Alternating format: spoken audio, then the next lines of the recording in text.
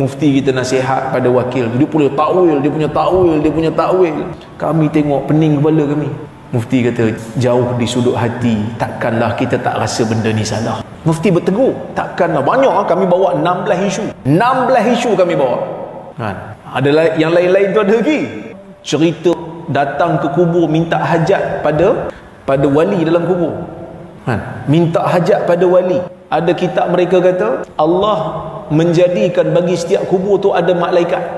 Ataupun wali tu sendiri keluar daripada kubur melunaskan hajat manusia. Tengok, kita pun tak tahu tuan-tuan, kok manalah dia nak bawa. Kan? Tu yang kata minta tolong dengan pokok tu.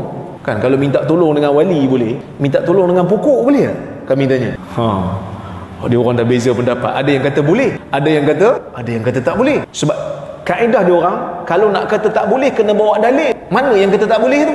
Kan dia orang selalu sebut kan, kita dalam bab ibadat ni, kita kalau kaedah kita, bab ibadat kena cari dalil yang kata boleh, kena cari dalil yang kata ada.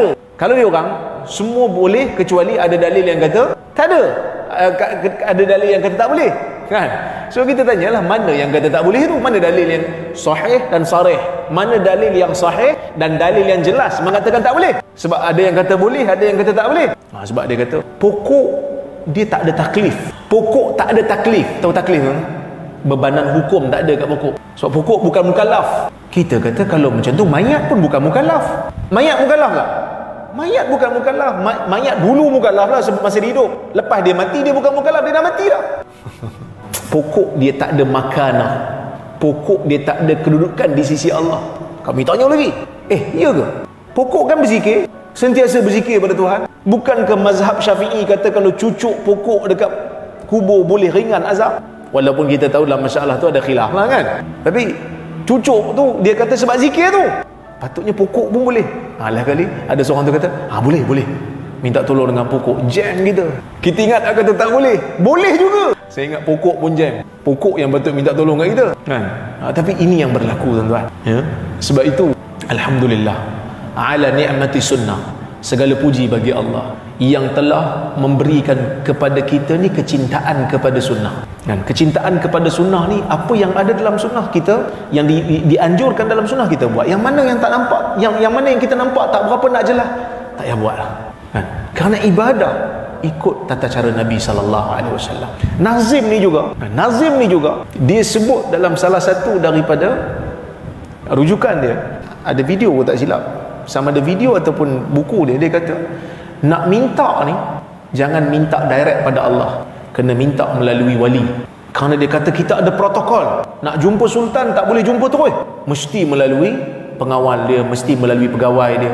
Saya pun pening juga, saya tanya juga, tak boleh ni masuk haram ke macam mana? Dia kata taklah haram. Okey, tak haram, okey lah. Kalau tak haram maksudnya macam mana? Dia kata ta'adduban maksudnya beradab. Bila beradab minta dengan wali. Jadi kalau minta dengan Tuhan direct tak beradab. Dalam keadaan kita banyak dosa, jadi kita lebih beradab minta melalui wali. Saya jadi pening sampai mufti tanya, satu orang kalau dia berdosa, dia tak tahu bab tawassul ni. Dia tak tahu wali-wali ni. Dia tahu dia nak taubat pada Allah, dia pun doa, Rabbana atina fid dunya hasanah. Kan? Wahai Tuhan, berikan kepada kami kebaikan dalam dunia, wa fil akhirati hasanah, kebaikan di akhirat, wa qina azabannar, jauhkanlah kami daripada api neraka. Tak beradab. Jadi kami tak dapat jawapan yang tuntas. Tak dapat jawapan. Ni dia ajar ni. Sebab tu duk seru wali-wali ni. Duk seru wali tu, duk seru wali ni. Tuan-tuan, wali-wali yang dia orang seru ni kadang-kadang bahasa Melayu pun tak faham. Dia orang Arab. Kita suruh dalam bahasa Melayu, macam mana nak faham? Tak apalah dia nak pergi seru wali-wali tu, mungkin dia adalah hujah dia tu. Tapi nak kata tak boleh doa pada Allah secara direct ni, sesuatu yang kita pun tak boleh nak faham. Quran ajar doa pada Allah, Nabi SAW ajar doa pada Allah direct. Tiba-tiba dia kata tak boleh. Tak boleh ni boleh jadi haram, tapi taklah, tak mungkinlah dia haram kan? Tapi dia kata ta'adduban, kerana nak beradab minta melalui wali. Kita pun pening. Macam mana pula tak kata tak beradab? Macam mana boleh kata lebih beradab minta melalui wali ni? Tu belum cerita yang khurafat. Tuan-tuan tahu cerita khurafat yang bukan Nazim, Hisham, anak murid dia hidup kan? Dia kata Ali bin Abi Talib digelar Shah Mardan. Syahi Mardan ke Shah Mardan, gitulah, banyak kali disebut kan. Dalam kuliah-kuliah dia disebut, Nazim pun sebut juga. Dia kata Ali bin Abi Talib ni pernah dihantar oleh Nabi SAW untuk bantras 2/3 alien. Cerita alien pun ada. Cerita alien pun masuk. Saya tak tahu tuan-tuan, tapi ada orang terima. Ada yang kata tak mustahil pada akal. Kalau cerita tak mustahil pada akal ni, alien boleh buka workshop. Jadi alien workshop. Bawa mari bukti lah, bawa mari dalil lah. Benda ni benda yang dikait dengan agama, benda yang dikatakan Ali mempunyai kelebihan. Mana riwayatnya? Bawa. Mana sanadnya? Ada satu lagi tuan-tuan, Adam makan buah tu sebab apa? Makan daripada pokok larangan tu sebab apa? Dalam Quran sebab apa? Fa'azallahuma syaitan, kan?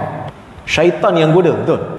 Tapi Nazim kata Adam ni dalam tulang dia tu ada keturunan yang tak beriman.